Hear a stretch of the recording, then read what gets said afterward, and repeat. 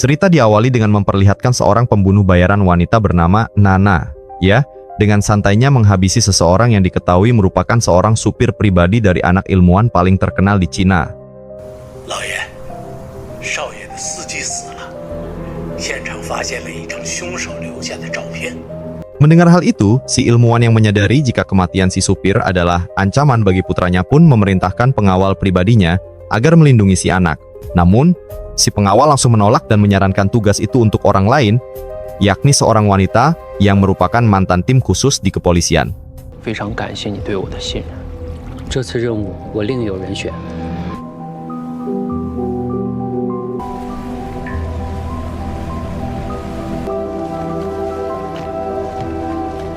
Dan inilah wanita yang dimaksud. Setelah cukup lama pensiun dari kepolisian, ia yang diketahui bernama Xiao pun saat ini bekerja sebagai nelayan penangkap ikan, di mana sebagian dari hasil pendapatannya selalu disisihkan untuk seorang anak perempuan yang sempat menjadi korban penembakan saat dirinya masih menjadi perwira polisi.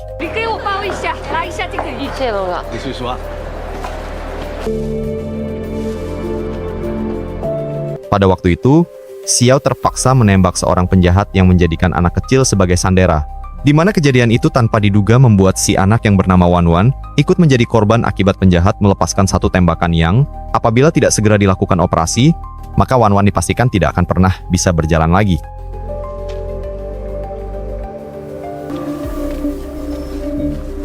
Setelah membeli makanan di pinggir jalan, Xiao yang hendak pulang ke kediamannya menyadari jika dirinya sedang diikuti oleh seseorang. Ya, dengan cepat, ia berjalan memasuki sebuah gang sempit.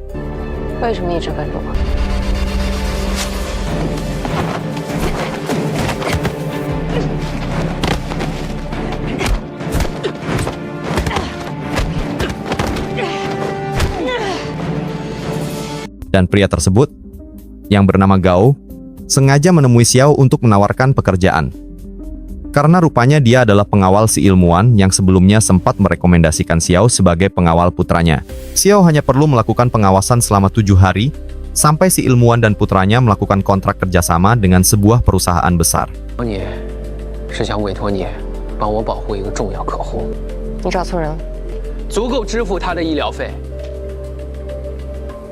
Keesokan harinya, Gao memberitahukan lebih rinci akan pekerjaan tersebut, yang mana hasil dari pencapaian yang dilakukan oleh si ilmuwan bersama putranya telah mengundang pihak asing yang ingin mencuri hasil penelitiannya itu demi mendapatkan kekayaan.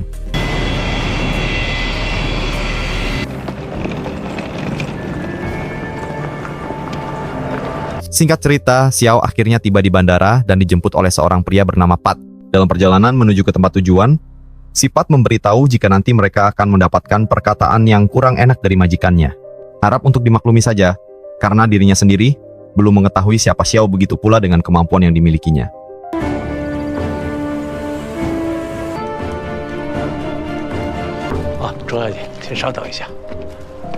Dan inilah anak si ilmuwan yang bernama Alin. Sesuai perkataan Pat sebelumnya, dirinya menyepelekan bahkan menyarankan Xiao untuk mundur saja dengan alasan wanita tidak cocok menjadi seorang pengawal pribadi. Namun, Xiao sama sekali tidak peduli karena membutuhkan uang demi membiayai pengobatan Wan Wan. 庄姐，我不需要女人保护。庄姐，不好意思。 Tanpa memberitahukan identitasnya terlebih dahulu kepada calon majikannya, ia merasa tidak dihargai sekaligus dibutuhkan berada di tempat ini. Namun, di tengah pembicaraan itu, Xiao menyadari adanya sebuah kejanggalan dengan para pelayan Alin, sehingga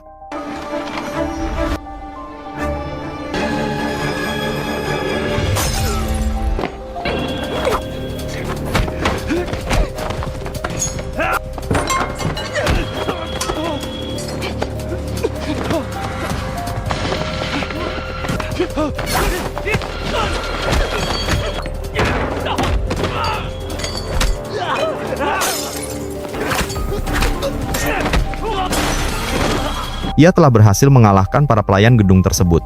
Xiao yang menyadari jika kediaman ini sudah tidak aman untuk ditinggali, lantas mengajak Alin dan Pat untuk pergi dari tempat itu.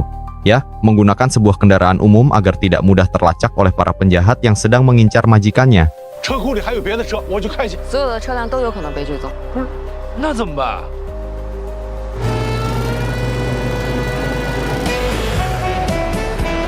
Hari ini, Xiao memilih motor kecil untuk menginap.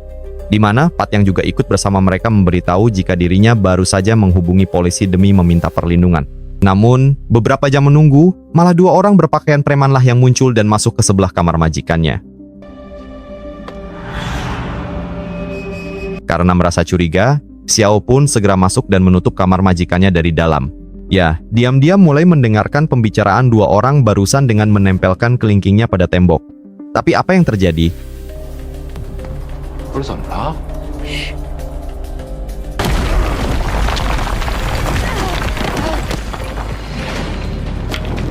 2 orang tersebut rupanya masih satu komplotan dengan pihak yang mengincar Alin, di mana si pembunuh bayaran yang memiliki postur tubuh besar langsung membalik badan.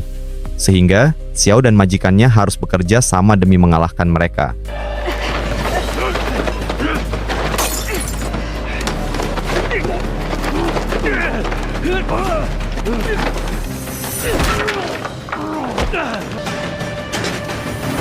Melihat rekannya mulai kewalahan, si preman berambut pirang lantas segera turun tangan. Sehingga terjadilah pertarungan sengit di tempat itu. Xiao yang menyadari Alin dalam bahaya, lantas menghampirinya untuk menghabisi si preman berbadan besar terlebih dahulu.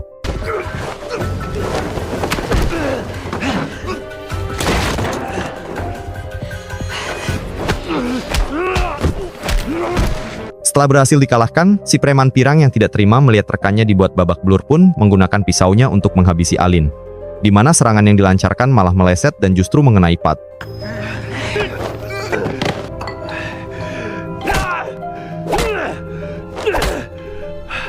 Keesokan harinya, Alin memutuskan melaporkan terkait masalah yang dialaminya ke kantor polisi. Ia bermaksud meminta perlindungan karena masih kurang yakin dengan kemampuan Xiao. Hingga tak lama, datanglah seorang polisi telaten bernama Peter yang bersedia mengambil alih tugas sebagai pengawal pribadinya. 你是？我是林先生的保镖。我不用。从现在开始，你的安全由我们全权负责。 Karena menurutnya, polisi lebih dapat diandalkan. Alin pun memutuskan ikut pergi bersama Peter dan beberapa polisi lainnya. Ia meminta Xiao agar tidak perlu lagi ikut campur dalam masalah yang sedang menimpannya saat ini. 看来你已经被解雇了，不需要你了。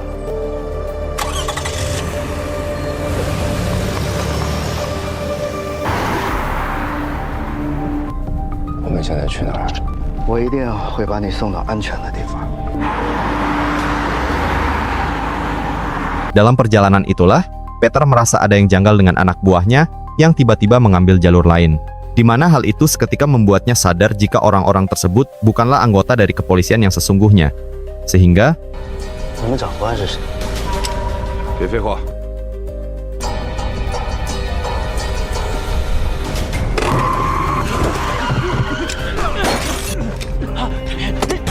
di tengah keributan yang masih berlangsung, Alin dibuat kewalahan.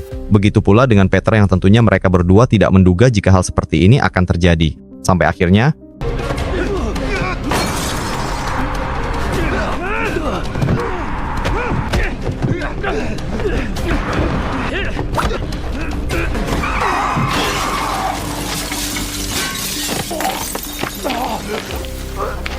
para polisi gadungan itu pun segera membawa Alin jauh meninggalkan lokasi, di mana bos mereka yang bernama Suzuki langsung merasa senang dan segera mengirimkan foto Alin kepada ayahnya agar si ilmuwan mau memberikan apa yang diinginkannya. 林先生，合作的事情，你把我儿子照顾好，我同意和你们合作。 Sementara itu, Xiao yang sebelumnya ternyata telah menempelkan alat pelacak pada baju yang dikenakan Alin, segera menyusul untuk memastikan keadaannya. Dalam perjalanan menuju ke lokasi, ia secara kebetulan bertemu dengan Peter. Melihat kondisinya yang berantakan, Xiao pun segera memacu kendaraannya demi menyelamatkan sang majikan.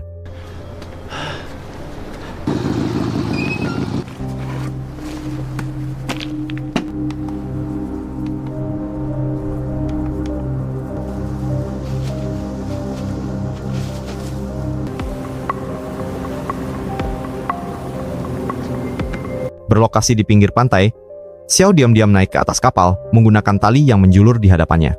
Yang mana, setibanya di atas, ia pun langsung dihadapkan dengan Suzuki yang dengan santainya menikmati alunan musik.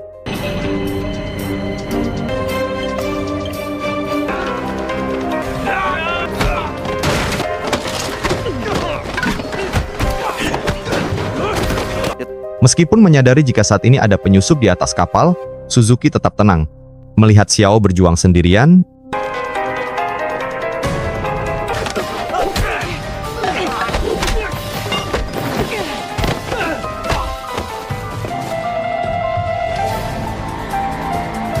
ia pun segera berteriak keras demi memberitahukan keberadaannya. Sehingga, Xiao yang menyadari hal itu semakin brutal demi mempercepat proses penyelamatan majikannya.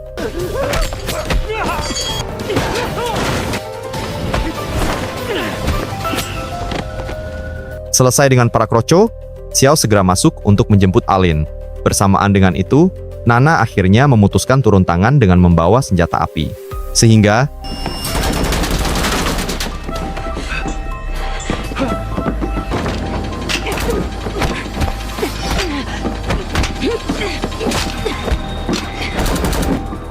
Xiao kali ini dibuat kewalahan akibat berhadapan dengan sosok pembunuh bayaran, di mana Alin yang juga ikut membantu sama sekali tidak dapat membuat Nana kesulitan.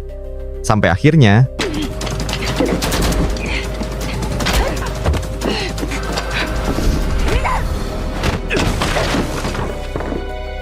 beruntung di waktu yang sangat tepat, Peter tiba di sana dan langsung membawa mereka untuk pergi menjauhi lokasi. Namun, dalam perjalanan tersebut, terjadilah sedikit perdebatan akibat Peter ingin mengamankan Alin ke kantor kepolisian, sementara Xiao tidak setuju karena menganggap jika pihak berwajib juga ada kaitannya dengan orang yang mengincar majikannya.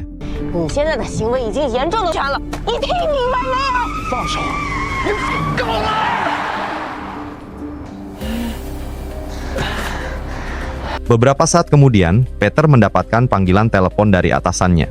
Ia seketika emosi setelah sang atasan menanyakan tentang keberadaan Alin saat ini. Sehingga, dari sinilah Xiao sadar jika inspektur dari kepolisian sendirilah yang telah melakukan kerjasama dengan para penjahat tersebut. 林子豪是不是跟你在一起？是的，长官。哎！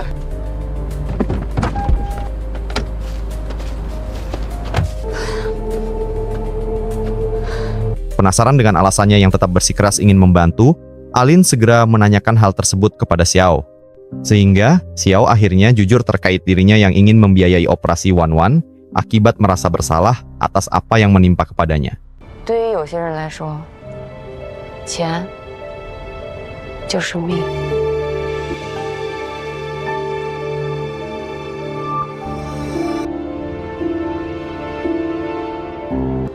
我带你们去个地方。 Tidak ingin membuang waktu, Alin segera mengajak mereka ke perusahaan untuk menghilangkan berkas hasil penelitian. Karena jika didapatkan oleh Suzuki, maka tamatlah sudah perjuangannya bersama sang ayah.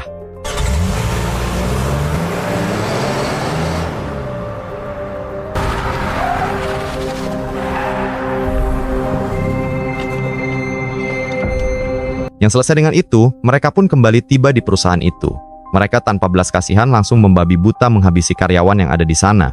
Bahkan, para peneliti juga ikut jadi korban dalam pembantaian ini.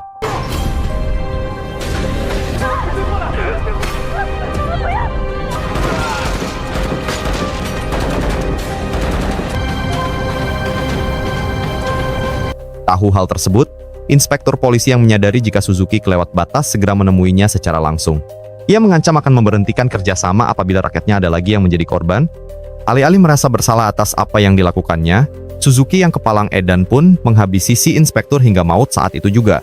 消消气儿，喝一杯。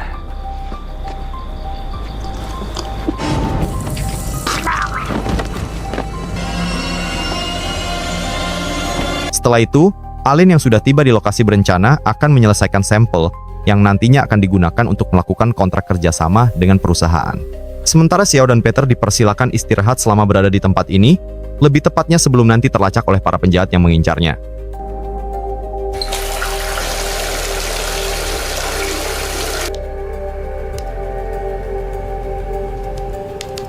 Setelah membersihkan diri, Xiao menghampiri Alin yang masih sibuk menyelesaikan pekerjaannya. Dirinya menceritakan terkait masa lalunya, yang terpaksa mundur dari kepolisian, yang rupanya sengaja dikeluarkan oleh ayahnya sendiri, selaku jenderal polisi akibat terlalu khawatir dengan keselamatannya.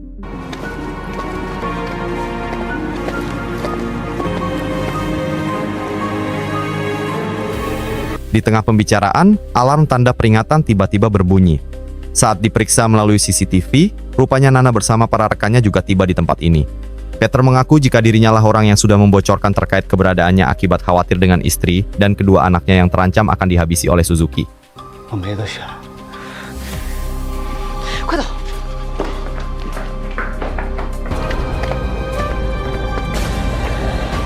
Menyadari hal itu, Xiao segera membawa Alin pergi untuk diamankan. Namun, baru saja keluar rumah, keberadaan mereka lebih dulu disadari oleh anak buah Suzuki. Tidak ingin terus-menerus bersembunyi, ia pun segera meminta majikannya agar menyelesaikan sampel penelitian, sementara dirinya akan menghadapi orang-orang tersebut. 你去拿东西，这里交给我。去。小心！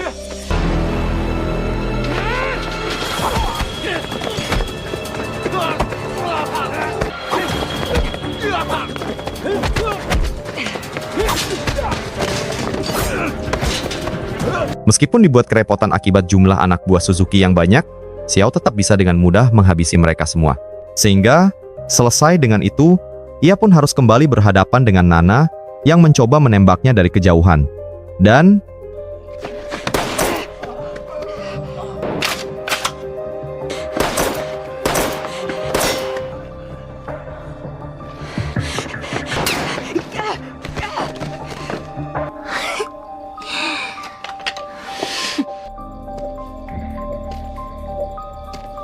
ya, Xiao rupanya masih bertahan hidup setelah peluru tersebut mengenai ponselnya. Sehingga, kini mereka berdua pun langsung melakukan duel sengit. Dengan Nana yang menggunakan pistol sebagai senjatanya,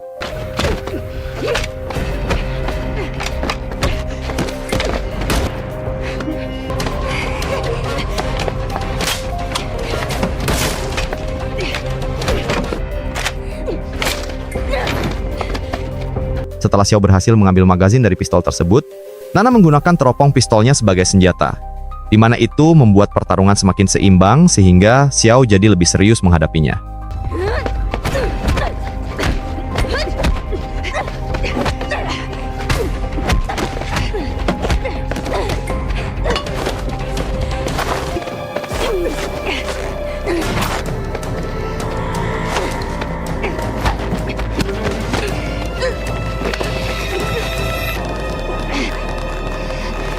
Setelah Nana berhasil dikalahkan oleh Xiao, Alin yang saat ini sedang pergi menuju laboratorium di ruangan bawah tanah dihadang oleh anak buah Suzuki. Namun, di tengah keributan itu, Peter datang tepat waktu untuk membantunya. Tanpa menyadari jika saat ini Suzuki bersama anak buahnya telah memasuki ruangan, 你去拿东西，这里交给我。小心！ Xiao yang tiba belakangan segera mengambil sampel ciptaan yang sudah jadi. Namun, baru saja akan pergi dari tempat itu, Peter juga datang ke sana dalam kondisi babak belur akibat perbuatan Suzuki bersama para anak buahnya.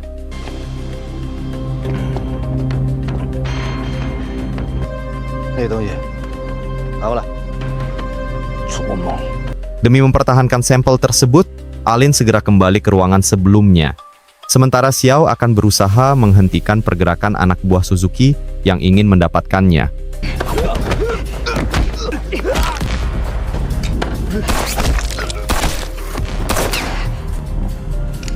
Sehingga, setelah sebagian kroco berhasil dikalahkan, Xiao kali ini harus berhadapan dengan Suzuki yang menggunakan senjata.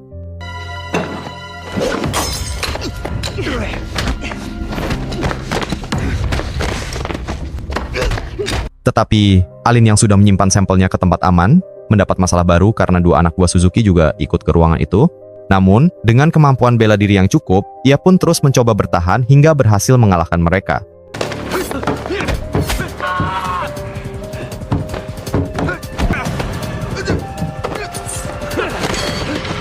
Sementara itu, Xiao yang kali ini dibuat kewalahan oleh Suzuki, dibantu Alin yang merasa kasihan kepadanya.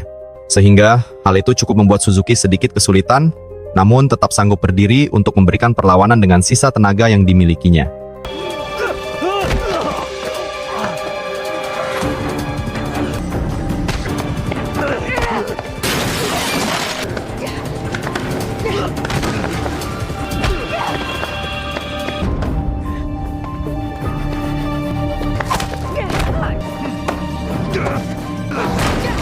Peter yang juga tidak ingin berdiam diri pun kembali bangkit demi membantu. Di mana usaha yang dilakukan olehnya membuat Xiao memiliki kesempatan untuk memberikan perlawanan. Sampai akhirnya,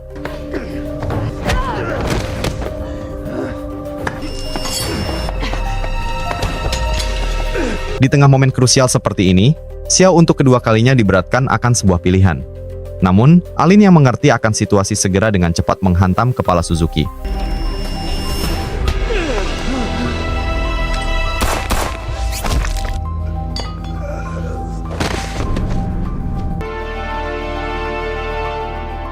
Singkat cerita, tibalah hari di mana Alin dan ayahnya melakukan kerjasama dengan perusahaan besar.